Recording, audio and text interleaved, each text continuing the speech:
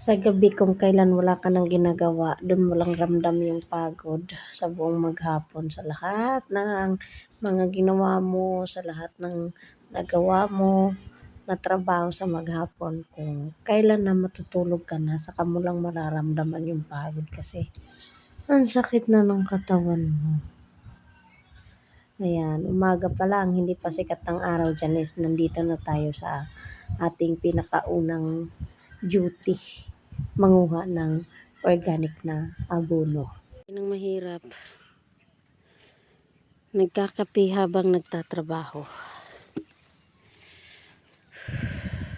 Dito na tayo nabutan ng sikat ng araw. Yan, mainit. Kahit mainit, naghukay na tayo ng pagtataniman natin ng dragon fruit. Hanggang doon.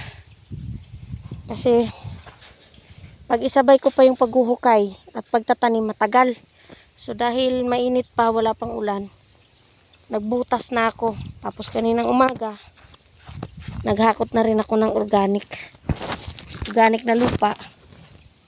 Ito yung ilalagay natin dyan sa mga pinaghukayan natin bago natin itanim yung ating dragon fruit, para merong malambot na lupa na pagkakapitan ng mga ugat.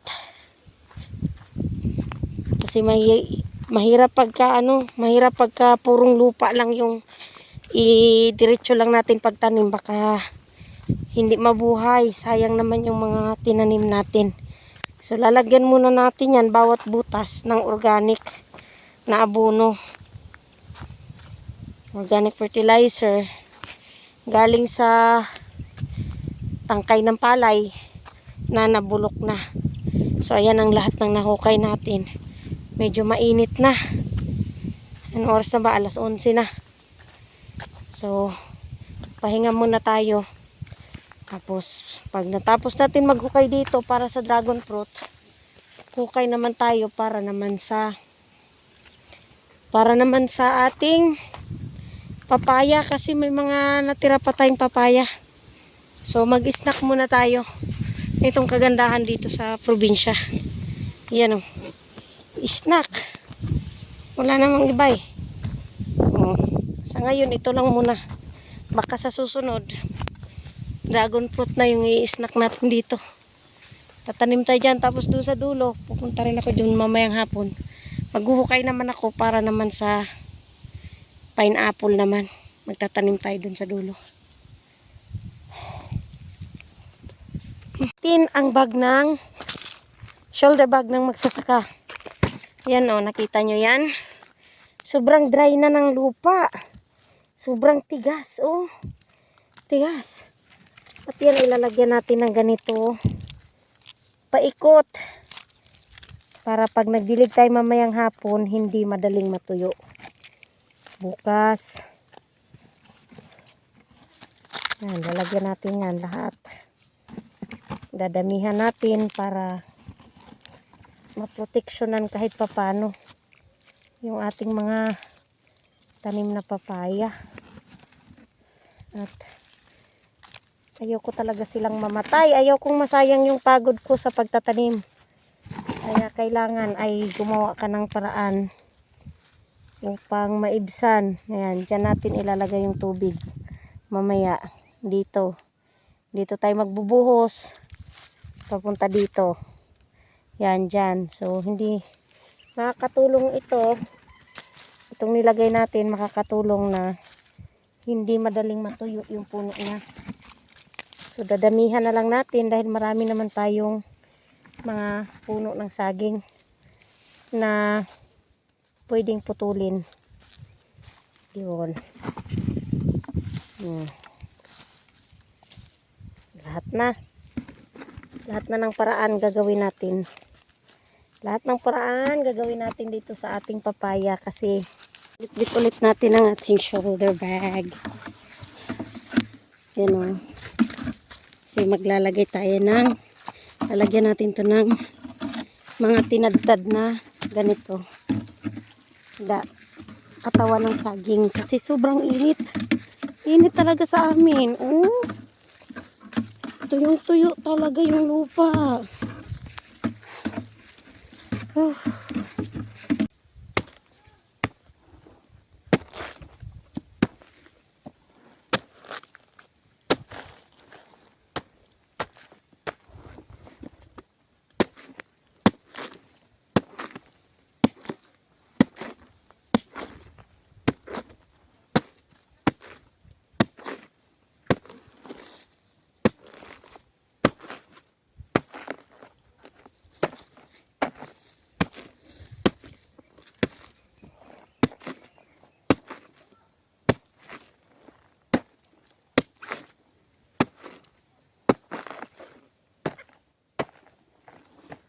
So, kawawa naman, sayang yung pagod natin kapag pinabayaan natin yan na mamatay dahil lang sa init.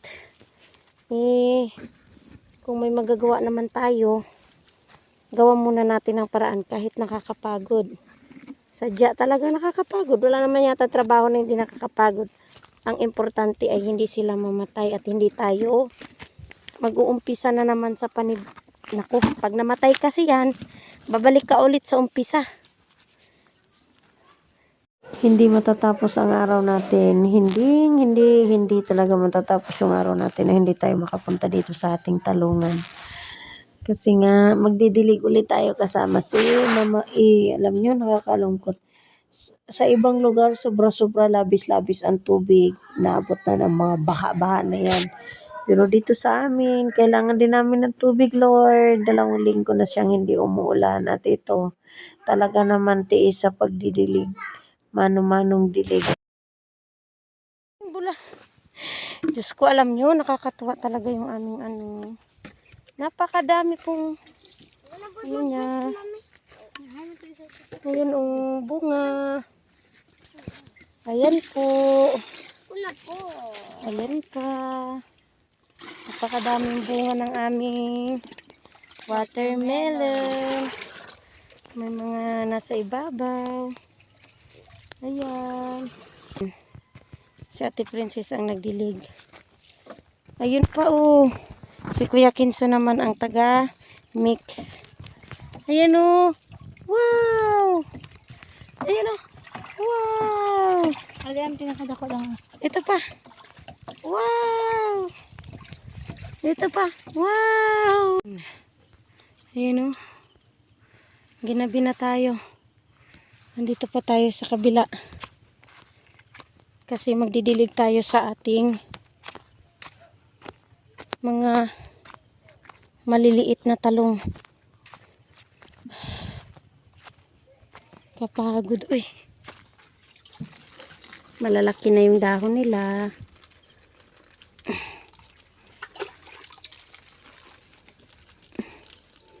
Pang 11 days nila ngayon. 11 days old. Pero may iba na hindi ulit siyang tumubo. Ay.